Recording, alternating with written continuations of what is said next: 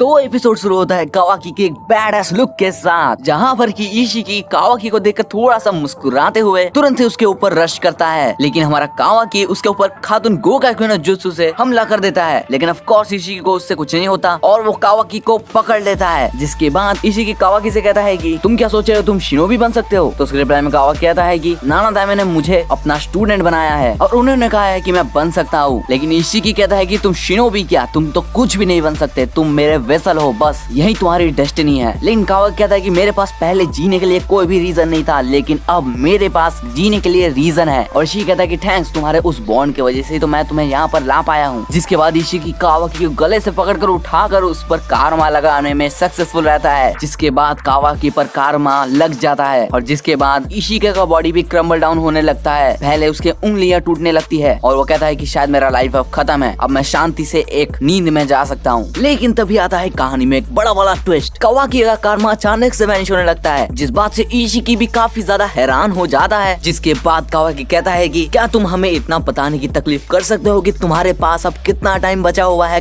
इशिकी ओत्सुत्सुकी। जिसके बाद इशिकी कावाकी को फिर से पकड़ लेता है और उसे चिल्लाते हुए कहता है कि क्या किया है तुमने। लेकिन अब उसका हाथ भी टूट जाता है, मतलब कि इशिकी का टाइम अब खत्म हो चुका है। अब वो कुछ ही सेकंड्स में राख में तब्दील हो जाएगा। जिसके बाद कैमरा थोड़ा सा जूम आउट होता है और हमें देखने को मिलता है कि कावाकी अब भी वो इसी छोटे से पहाड़ पर है जहाँ पर कि वो पहले था। जिसको देखकर एकदम से इशिकी की फट जाती है और कावाकी कहता है कि कागे बुनशिन नो जुत्सु। और इशिकी के पास खड़ा जो कावाकी था वो कागे बुनशिन जैसा ही वैनिश हो जाता है। जिसके बाद कावाकी कहता है कि देखा इशिकी ओत्सुत्सुकी, तुम्हारे एक छोटे से वेसल ने तुम्हें एक बड़ा मात दे दिया है और यही तुम्हारी रियलिटी है। जिसके बाद कावाकी उसी पहाड़ से कूदकर सीधा ही इशिकी के ऊपर जंप करता है और उसे डस्ट बना देता है। और उसके बाद वो कहता है कि अब जितना चाहे सोलो जर्क, वैसे जर्क को हिंदी में क्या कहते होंगे। जिसके बाद कावाकी जाता है अपने प्यारे नाना दाइमे के पास और नारुतो कहता है कि दाते भाई, मैंने सोचा नहीं था कि तुम एक शैडो क्लोन इस्तेमाल करोगे। और कावाकी कहता है कि अभी मैं बस एक ही बना सकता हूँ और अच्छा हुआ ये काम कर गया। जिसके बाद वहाँ पर सास्के आता है और नारुतो से क्वेश्चन करने लगता है कि तुम्हारा जो ये नया जुत्सु था जो तुमने इस्तेमाल किया था उसका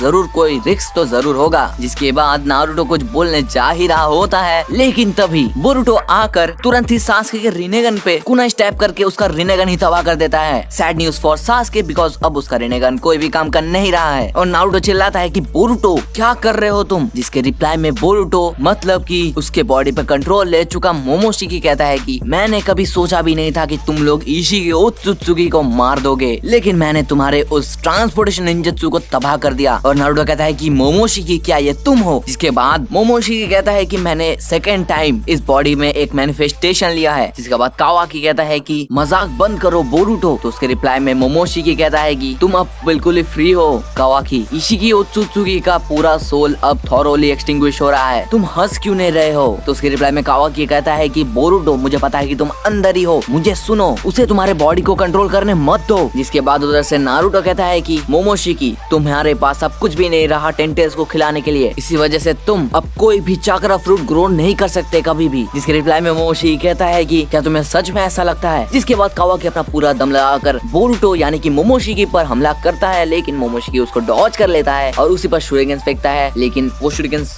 कोई काम के नहीं रहते। और तभी मोमोशिकी और कावाकी के बीच में एक हैंड टू हैंड फाइट होता है, जिसमें कि कावाकी को 2 लात प्लस एक कुनाई अपने पीठ पर स्टैब कराना पड़ता है। जिसके बाद मोमोशिकी कहता है कि एक्सट्रैक्शन प्रोसेस काफी दूर जा चुका है, लेकिन हमारे कावाकी को कुछ भी समझ नहीं आ रहा होता है। और तभी हमारा सास्के बॉय अपने लेजेंडरी किक से कावाकी के ऊपर से मोमोशिकी को हटा देता है। जिसके बाद कावाकी थोड़ा सा संभलते हुए फिर से मोमोशिकी से क्वेश्चन करता है कि तुमने अभी अभी क्या कहा था। इसके रिप्लाई में मोमोशिकी कहता है कि इवेंट की कारमा जा चुका है, लेकिन तुम्हारे बॉडी में जो एक्सट्रैक्शन हुआ था उसके वजह से ओत्सुत्सुकी डाटा अब भी तुम्हारे बॉडी में एग्जिस्ट करता है। सेम चीज बोरुटो के साथ भी है, तुम्हारे बॉडी में तो 80% तक कंप्लीट हो चुका है एक्सट्रैक्शन, और हाँ तुम्हारा बॉडी एक ओत्सुत्सुकी बन चुका है। इसका मतलब मैं तुम्हें टेंटेल्स को फिट करा सकता हूँ, और तुम्हें जब मैं टेंटेल्स को फिट कराऊंगा तब मुझे एक डिसेंट सा चाकरा फ्रूट तो जरूर से मिल जाएगा। जिसके बाद सास्के अपने स्वॉर्ड से तुरंत ही मोमोशिकी पर अटैक करता है, लेकिन मोमोशिकी कुनाई की मदद से उसे रोक लेता है। लेकिन तब भी सास्के रुकता नहीं है और अपने अपने स्वॉर्ड से लाइटनिंग नेचर पास करता है और एक इलेक्ट्रीफाइंग नेचर क्रिएट करता है अपने सराउंडिंग में, लेकिन मोमोशिकी उसे एब्जॉर्ब करने की जगह ही उससे दूर भाग जाता है, यानी डॉज कर लेता है। जिसके बाद सास्के अपने मन ही मन में ये कहता है कि ये बंदा अपने कारमा के इस्तेमाल से कोई भी जुत्सु एब्जॉर्ब कर सकता है, तो उसने किया क्यों नहीं। जिसके बाद मोमोशिकी कहता है कि उचिहा सास्के, क्या तुम अपने फेवरेट स्टूडेंट को मारना चाहोगे। तो उसके रिप्लाई में सास्के एक बैडेस्ट वे से कहता है कि हाँ, उसका टीचर होने के नाते मैं प्रिपेयर्ड हूँ। जिसके बाद सास्के मोमोशिकी पर अपना लेजेंडरी जुत्सु यानी कि अमातेरासु मोमोशिकी पर इस्तेमाल कर देता है, जिससे कि वो 3 बार तो बच जाता है, लेकिन चौथी बार वो अपने कागे बुंशिन को आगे करके अमातेरासु को डॉज कर लेता है। जिसके बाद सास्के कावाकी के पास आकर ये कहता है कि जब बोरुटो ने अपना पूरा चक्रा इस्तेमाल कर दिया तब मोमोशिकी ने उसके बॉडी पर कंट्रोल ले लिया। तो मेरा पॉसिबिलिटी कुछ ऐसा है कि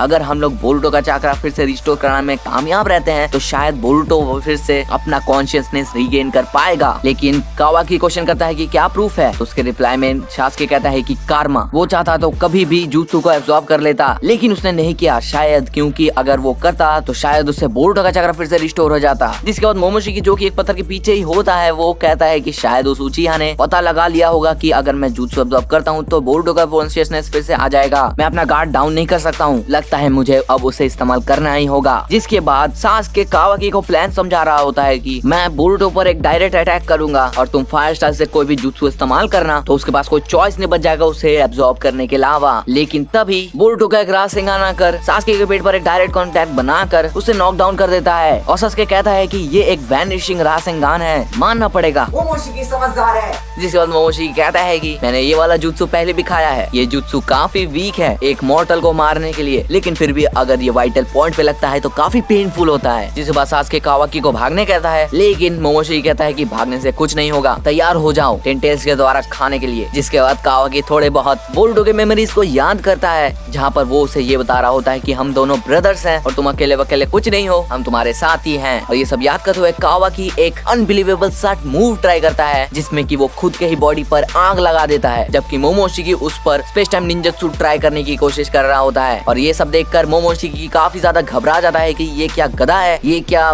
सुसाइड करना चाहता है। नहीं, ये ऐसा नहीं होने दूंगा मैं, ये मेरा लास्ट कावाकी है, एक सैक्रिफाइस है जो मैं कर सकता हूँ। जिसके बाद मोमोशिकी उस फायर को एब्जॉर्ब कर लेता है। जिसके बाद मोमोशिकी कहता है कि जल्दी मुझे कुछ करना होगा नहीं तो बोरुटो जाग जाएगा। लेकिन तभी बोरुटो का कॉन्शियसनेस रिगेन होने लगता है और मोमोशिकी कहता है कि वापस नींद में जाओ और कावाकी तुम मेरे साथ चलो। और मोमोशिकी फिर से कावाकी पर स्पेस टाइम निंजत्सु ट्राई करता है, लेकिन बोरुटो ऐसा नहीं होने देता। वो फिर से अपने बॉडी पर कंट्रोल लेने लगता है और अपने हाथ को रोकते हुए उस हॉर्न तक लेके जाता है जो कि ग्रो हुआ था उसके फोरहेड पर और उसे जाकर तोड़ देता है। कारमा फिर से डीएक्टिवेट होने लगता है और बोरुटो नीचे गिर जाता है। मुझे लगा था कि यहाँ पर ही एपिसोड खत्म हो जाएगा, लेकिन अब भी एपिसोड बाकी है मेरे दोस्त। फिर से सब्सक्राइब किया कि नहीं तुम लोगों ने? हम श्योर नहीं किया होगा, जल्दी जाकर करो। जिसके बाद हमें सीन दिखाया जाता है नारुतो और कुरामा के कॉन्वर्सेशन का। जिन्होंने भी मेरा स्पॉइलर वाला वीडियो देखा था उन्हें पता होगा कि ये चीज तो होने वाला था और ये इस पूरे एपिसोड का सबसे इमोशनल मूवमेंट है। आई मीन कि इस पूरे बोरुटो सीरीज का ये सबसे ज्यादा इमोशनल मूवमेंट है। मैंने भी जब इस एपिसोड को पहली बार देखा तो मैं भी काफी ज्यादा इमोशनल हो गया था। तो उनके कॉन्वर्सेशन में नारुतो कहता है कि चलो हमने एक ओत्सुत्सुकी को तो हरा दिया, लेकिन मैं हिनाता और हिमावारी को ठीक से गुड बाय भी नहीं कह पाया और मुझे अब बोरुटो और कावाकी का चिंता करने का कोई भी जरूरत नहीं है। और ये मैं पूरा तो एक्सप्लेन नहीं करूंगा क्योंकि ये एक स्पेशल मूवमेंट है। तुम लोग जाके एपिसोड को देखो, तुम्हें समझ आएगा कि कितना इमोशनल ये पूरा एपिसोड है इस सीन के वजह से। लेकिन मैं बीच बीच में कुछ पॉइंट्स को एक्सप्लेन करूंगा जो कि मुझे काफी ज्यादा अच्छे लगे हैं। एक मूवमेंट वो था जहाँ पर कि कुरामा ये कहता है कि ह्यूमंस हमें बस हमारे पावर्स की वजह से ही चाहते थे, जहाँ पर कि वो हमें 1 टेल से 9 टेल्स तक बुलाते थे, लेकिन तुम नारुतो बहुत ही डिफरेंट हो, तुमने पहली बार हमारे खुद के नाम से हमें बुलाया था। ये सीन देखकर मेरा काफी ज्यादा दिल बहल गया था और मैं जब ये बोल रहा हूँ तब भी मुझे काफी ज्यादा इमोशनल फील हो रहा है। और एक और सीन तब आता है जहाँ पर कुरामा कहता है कि अच्छा वो मैं एक कुत्ते की तरह तो नहीं मरा सच में। और ये सुनकर दोनों ही काफी ज्यादा हंसते हैं और ये भी काफी ज्यादा डिलाइटफुल मूवमेंट था। जिसके बाद कुरामा और नारुतो हैंड पंच करते हैं, जो कि पहली बार उन्होंने तब किया था जब नारुतो ने उसका सील खोला था। लेकिन सबसे बड़ा ट्विस्ट तो यहाँ पर आ जाता है, जिसके बाद नारुतो कहता है कि हम दोनों साथ में मरेंगे। सुनने में इतना भी बुरा नहीं है, लेकिन तब आता है कहानी में ट्विस्ट। कुरामा कहता है कि शायद तुम्हें गलतफहमी हो गई है नारुतो, शायद तुमने मेरी बातों को ध्यान से नहीं सुना है। मैंने कहा था कि तुम नहीं बस मैं ही मरने वाला हूँ। मैंने ऐसा कभी भी नहीं कहा था कि तुम मरने वाले हो। मेरी बातों को ध्यान से सुना करो। अगर मैं तुम्हें पहले ही कह देता था कि ये पावर जो आया था वो सिर्फ मेरे लाइफ के एक्सचेंज में मिला था, तो तुम इसे यूज करने के टाइम हिचकिचाते, इसीलिए मैंने नहीं कहा था। जब कोई जिनचुरिकी के बॉडी से टेल विस्ट को एक्सट्रैक्ट कर लिया जाता है तो जिनचुरिकी भी मर जाता है, लेकिन इस केस में ऐसा नहीं होने वाला है। इसमें सिर्फ मेरा ही सैक्रिफाइस होगा। इस बात को सुनकर नारुतो भी काफी ज्यादा तकलीफ में आ जाता है कि ये क्या हो गया, उससे सिर्फ वही बचेगा, कुरामा अब मर जाएगा। और वो काफी कोशिश करता है कुरामा को रोकने की, लेकिन कुरामा का चाकरा फेड अवे हो जाता है। और कुरामा जाते जाते ये भी कहता है कि नारुतो तुम्हारे पास अब कोई भी सुपर ह्यूमन वाली स्ट्रेंथ नहीं रही है, इसीलिए कुछ भी अनबिलीवेबल सा मूव ट्राई मत करना, तुम मर भी सकते हो। मैं चाहता हूँ कि तुम मेरे पास जल्द ना आ जाओ, अपनी लाइफ को ठीक से जीना। और इसके बाद एपिसोड खत्म हो जाता है। आउटरो में जो सॉन्ग होता है उस पे जो वीडियो प्ले होता है वो भी चेंज कर दिया था इस बार इन लोगों ने, और उस पे कुरामा और नारुतो के मेमोरीज को काफी अच्छे से डिस्प्ले करा गया है। मुझे काफी अच्छा लगा कि ये एक अच्छा ट्रिब्यूट दिया गया है कुरामा को। मुझे पर्सनली काफी अच्छा लगा। तुम लोगों को एपिसोड अच्छा लगा कि नहीं मुझे कमेंट में जरूर बताना। और हाँ, तुम मेरे फ्रेंड का चैनल भी चेकआउट कर सकते हो, मैं कमेंट में पिन कर दूंगा, उसे थोड़ा सपोर्ट दिखा देना। वैसे चैनल को तुम लोग सब्सक्राइब कर सकते हो, स्पॉइलर में जल्दी डाल दूंगा नेक्स्ट एपिसोड का। और हाँ, ट्यूनिंग एग्जाम्स आने वाला है, तो लेट्स गो, जब आएगा हम लोग उसे भी एक्सप्लेन करेंगे हर एक एपिसोड की तरह। तो गाइज मिलते हैं नेक्स्ट वीडियो में, पीस आउट।